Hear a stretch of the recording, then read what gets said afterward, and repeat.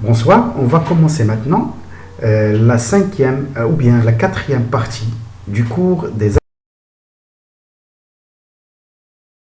commence. Des fois, on ne peut pas calculer par les moyens disponibles au niveau deuxième bac quelques intégrales, mais on pourra les encadrer à l'aide de la propriété précédente. Quand on encadre un intégral, on pourra avoir une valeur approchée de cette intégrale. Par exemple, on veut encadrer l'intégrale i i est l'intégrale de 0 à 1 de x au carré sur x plus 1 dx. Donc, vous voyez ici, puisqu'on va intégrer sur l'intervalle 0 à 1, donc on va prendre x comprise entre 0 et 1, donc x plus 1 est comprise entre 1 et 2, l'inverse de x plus 1 est comprise entre 1 sur 2 et 1. Si on multiplie par x au carré les côtés kamlin, il n'y a pas de problème parce que x au carré est positif, on n'est pas obligé de changer rien. Donc, l'intégrale de x au carré sur x plus 1 est comprise entre l'intégrale de x au carré sur 2 et x au carré. Puisqu'on connaît la fonction primitive de x au carré sur 2, normalement, on va faire 1 sur 2, ou la fonction primitive de x au carré, il y a 1 sur 3, x à la puissance 3, ou on va dire entre crochets, on va facilement. La même chose, x au carré, on va facilement la fonction primitive de là, on calcule cette intégrale, i est comprise entre 1 sur 6 et 1 sur 3. On n'a pas pu calculer l'intégrale i, mais on a trouvé une valeur approchée, ou bien on situe le résultat de u, c'est entre 1 sur 6 et 1 sur 3. La propriété suivante, soit f est une fonction continue sur l'intervalle AB, comme on a dit avant, si f est positif, son intégrale est positive, aussi si f est négatif, son intégrale est négative. La deuxième propriété est la valeur absolue d'un intégral inférieur ou égal à l'intégrale de a à b de la valeur absolue de f de x dx. J'aime l'inégalité triangulaire. Donc, dernière propriété, bien sûr, une fonction f qui admet un maximal et un minimal. F de x, s'il est comprise entre petit m et grand m, bien sûr, elle est comprise entre sa valeur minimale et sa valeur maximale. Donc, s'il est comprise entre petit m et grand m, alors l'intégrale de f de x est comprise entre l'intégrale de la constante petit m et l'intégrale de la constante grand M. La fonction primitive d'une constante petit m est mx et grand M est grand mx. Donc, si on calcule cette intégrale, ça va donner que l'intégrale de a à b de f de x dx comprise entre petit m facteur de b moins a et grand M facteur de b moins a. Si on divise tous les trois sur b moins a, on va trouver que l'intégrale de a à b de f de x dx sur b moins a est comprise entre la valeur minimale et la valeur maximale. Hadik 1 sur b moins a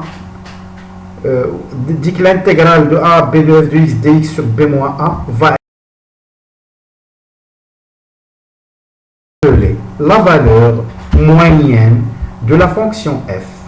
Ça va être appelé la valeur moyenne de la fonction f sur l'intervalle AB. Donc, il existe au moins un élément C de AB tel que f de C est égal à cette valeur moyenne. Pour calculer les aires maintenant, on a déjà parlé sur les aires dans le cas où la fonction f est positive.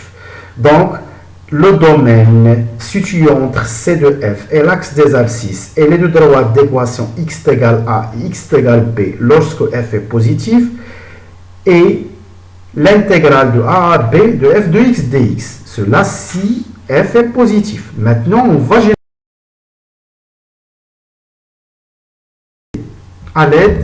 va généraliser à l'aide de ce schéma. Donc la fonction f s'il est négatif, ça veut dire le bleu jaune.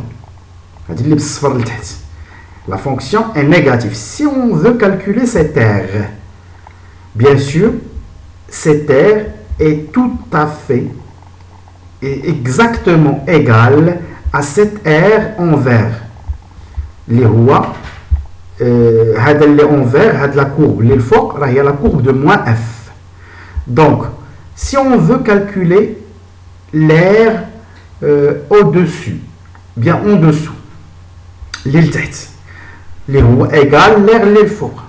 Donc l'air de f est l'intégrale de moins f de x dx, puisque f moins f est une fonction positive. Il a quand f une fonction négative, l'intervalle AB, moins f va être positif. Donc puisqu'ils sont égaux, on calcule l'intégrale de la fonction négative de a à b de f de x dx.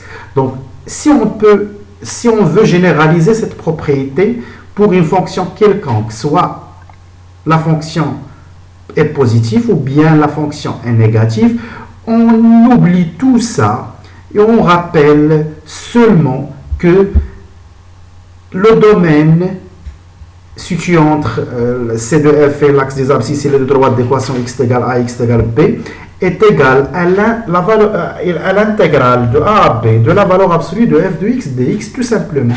Si x est positif, la valeur absolue de f de x, il y a f de x directement. Si f est négatif, il y a moins f de x, ou comme ça, on pourra calculer facilement. Mais s'il y a une partie de la fonction est positive et une partie négative, on doit utiliser la relation de Charles pour régler ce problème.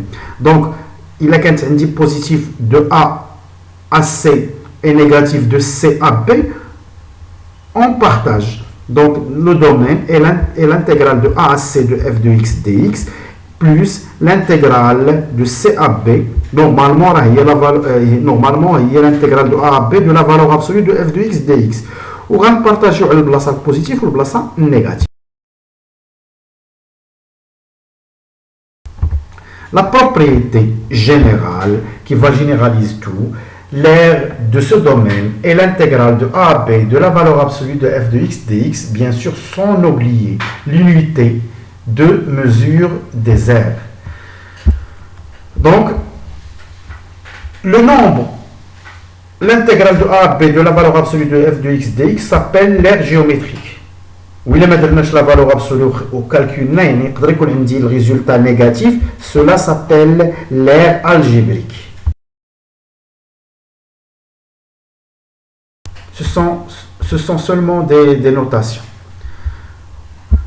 Donc, un exemple d'une fonction qui a une partie positive et une partie négative. Si on veut calculer le domaine en jaune, situé entre C de f et l'axe des abscisses, et le de droite x égale 0 et x égale 2. Donc, l'aire est l'intégrale de 0 à 2 de la valeur absolue de f de x dx. Nous disons la relation de Charles, l'intégrale de 0 à 1 de la valeur absolue de f de x dx plus l'intégrale de 1 à 2 de la valeur absolue de f de x dx. Au 0 à 1, f est négatif, donc la valeur absolue de x est moins que la fonction. Il y a 1 moins x à la puissance 3. Ou le directement, puisque dans un intervalle f de x est positif, l'intervalle 1, 2, donc directement il y a x à la puissance 3 moins 1, et on calcule l'intégrale facilement.